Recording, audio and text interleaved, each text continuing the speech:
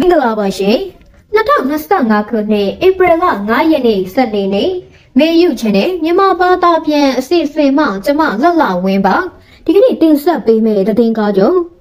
NUG ကခန့်အပ်ထားတဲ့နိုင်ငံတော်အတိုင်ပင်ခံပုဂ္ဂိုလ်ရာထူးကနေဒေါ်အောင်ဆန်းစုကြည်ကိုဖယ်ရှားဖို့ရိုဟင်ဂျာအဖွဲ့အစည်း28ဖွဲ့နဲ့တခြားအဖွဲ့အစည်း73ဖွဲ့တို့ကသဘောထားထုတ်ပြန်ဆိုတဲ့သတင်းကိုတင်ဆက်ပေးသွားမှာဖြစ်ပါတယ်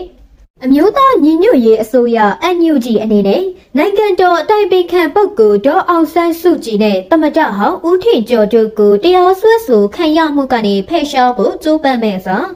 NUG ကခန့်အပ်ထားတဲ့နိုင်ငံတော်အတိုင်ပင်ခံပုဂ္ဂိုလ်အဖြစ်ကနေဒေါ်အောင်ဆန်းစုကြည်ကိုဖယ်ရှားပေးဖို့ရိုဟင်ဂျာအဖွဲ့အစည်း28ဖွဲ့နဲ့တခြားအဖွဲ့အစည်း73ဖွဲ့စုစုပေါင်း42ဖွဲ့ကမြန်မာအင်္ဂလိပ်နှစ်ဘာသာနဲ့ပြီးခဲ့တဲ့ဧပြီလ4ရက်နေ့မှာသဘောထားထုတ်ပြန်ထားပါတယ်အဆိုပါ42ဖွဲ့ရဲ့သဘောထားထုတ်ပြန်မှုထဲ Burmese Rohingya Organization UK BROUK မှတရားစွဲဆိုလျှောက်ထားမှုအပေါ်အခြေခံ၍အာဂျင်တီးနားနိုင်ငံဖက်ဒရယ်ရာဇဝတ်မှုဆိုင်ရာတရားရုံးမှစစ်ကောင်ဆောင်မင်းအောင်လှိုင်နိုင်ငံတော်အတိုင်ပင်ခံပုဂ္ဂိုလ်ဟောင်းဒေါ်အောင်ဆန်းစုကြည်နဲ့နိုင်ငံတော်သမ္မတဟောင်းဦးထင်ကျော်တို့အပါအဝင်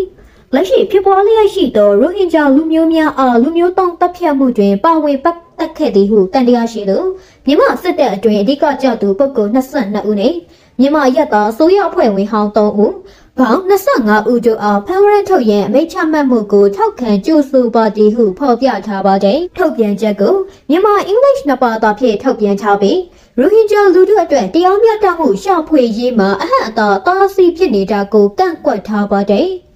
ကျွန်ုပ်တို့သည်ဤရောက်လပေါ်ပေါက်ရန်အခြေပေးကြိုးပမ်းအားထုတ်ခဲ့သည့် BROUK Legal Team ကိုဤအောင်မြင်မှုအတွက်ချီးကျူးဂုဏ်ပြုပါတယ်တစ်ဖက်တွင်မူမြို့သားညီညွတ်ရေးအစိုးရ NUG သည်ရိုဟင်ဂျာလူမျိုးများအပေါ်လူမျိုးတုံးတပ်ဖြတ်မှုတွင်မြန်မာစစ်တပ်သည်တခုတည်းသောတရားခံဖြစ်သည်ဟုအကြောင်းပြကောတရားစွဲဆိုမှုမှာနိုင်ငံတော်၏အတိုင်ပင်ခံပုဂ္ဂိုလ်ဟောင်းဒေါ်အောင်ဆန်းစုကြည်နှင့်သမ္မတဟောင်းဦးထင်ကျော်တို့အားဖယ်ရှားရန်တရားရုံးသို့တောင်းဆိုခဲ့သည်ဟုကြားသိရသည့်အတွက်ဝန်내မိကြောင်းထုတ်ပြန်ချက်မှာအသီးသီးဖော်ပြထားပါသည်